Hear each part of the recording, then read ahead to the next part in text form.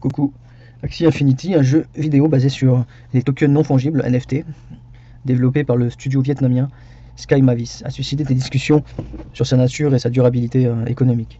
Le jeu permet aux joueurs de collecter, d'élever, de combattre et d'échanger des créatures numériques appelées Axie, avec une économie en jeu utilisant des cryptos basés sur Ethereum.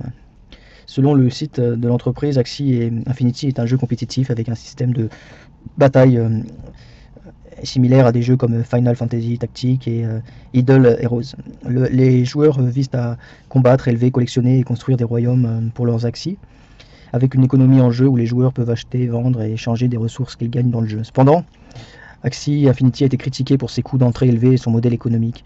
En 2020, Sky Mavis estimait qu'un nouveau joueur devait dépenser environ 400 $ pour satisfaire aux exigences de départ. Ces coûts élevés ont conduit à un système de location d'actifs aux Philippines, où des scholars, joueurs louant des actifs, devaient rencontrer des quotas de gains en jeu pour payer une commission propriétaire. Le jeu est devenu une source de revenus principale pour certains aux Philippines, bien que les taux de gains aient chuté en dessous du salaire minimum national. Des préoccupations ont également été soulevées quant à la durabilité à long terme du projet Axie Infinity, avec des accusations selon lesquelles il s'agirait d'un schéma de Ponzi ou d'une pyramide. Ces accusations se basent sur le fait qu'Axie Infinity dépend des investissements continus des joueurs dans le jeu et de l'implication active d'un nombre croissant de joueurs pour maintenir sa valeur économique. Le modèle économique de base du jeu a été décrit comme une bulle spéculative, créant une économie giga où les joueurs doivent investir de plus en plus pour réaliser un profit. Les experts ont qualifié le concept de pump and dump, suggérant que les joueurs ne sont pas prêts à dépenser de l'argent et du temps dans le jeu que dans l'espoir que les prix augmentent, parlant davantage de play to earn que de pay to earn. En somme, bien que Axie Infinity offre une expérience de jeu unique et innovante, les préoccupations soulevées par divers experts et les coûts élevés associés à son modèle économique posent des questions sur sa viabilité à long terme et son caractère potentiellement similaire à un schéma de Ponzi. En ce qui me concerne, je suis quasiment certain que c'est un schéma de Ponzi.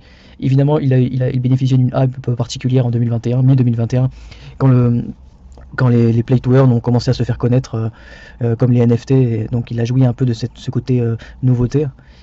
Mais le jeu n'étant pas vraiment très intéressant à la pratique, il n'offre pas de plaisir particulier. En fait, les joueurs ne jouent que dans l'espoir de gagner de l'argent et en fait, ils doivent investir. Donc finalement, l'espoir n'est que si d'autres gogos tombent dans le panneau sur le prochain bull market et que ça, comme il y a un réservoir de gogo assez important quand même, hein, donc ça peut jouer son rôle. Quant au token, il peut se jouer aussi de façon spéculative, bien qu'il soit pas très intéressant à jouer puisqu'il vaut déjà 1 milliard de dollars, hein, 2 milliards dilués. Il est donc déjà assez cher et je vois pas le jeu faire une performance extraordinaire, hein, sachant que la valeur nominale du jeton est de 7, il a quasiment pas augmenté depuis ses plus bas. Et il a été autour de 140, voire 150 au sommet de cette bulle en 2021. Et il est accessible quasiment sur tous les échanges. En tout cas, moi je dis ce que j'en pense, hein. Je pense que c'est un jeu de merde, et avec une tokenomics normale, oui, mais bon, ça, voilà, il y en a qui peuvent aimer et qui peuvent y croire.